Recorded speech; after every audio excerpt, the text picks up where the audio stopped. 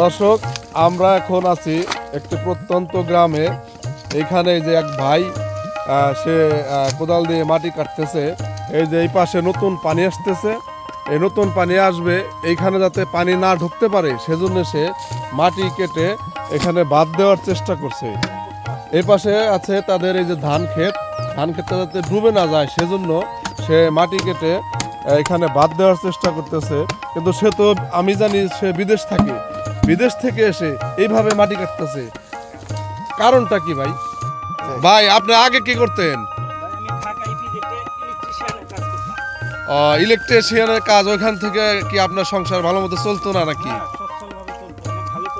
তাহলে ভাই বিদেশ গেছিলেন কেন?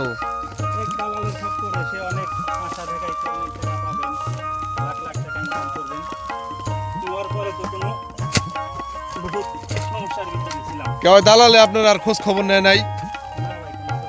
মানে ভালো চাকরি দেওয়ার আশ্বাস করে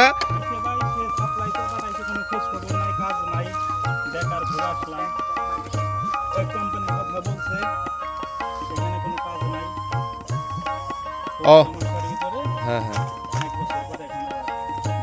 আপনি কত টাকা খরচ করে বিদেশ গেছিলেন? এটা কি দালাল দিছিলেন টাকা? টাকা কি চালান আপনি ফেরত পাইছেন? কতদিন আপনি থাকতে পারছিলেন বিদেশে যে?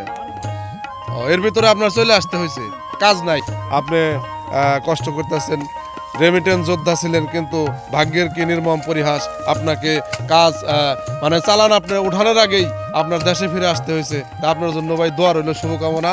এই যে পানি যাতে এইভাবে না আসে, দর্শক আপনারা দেখতেছেন বাদ দিয়ে অনেক কষ্ট করতেছে ভাইটি, এর জন্য দোয়া করবেন যে উনি যেন আবার ভালো একজন মানুষের মাধ্যমে আবার বিদেশ যাইতে পারে।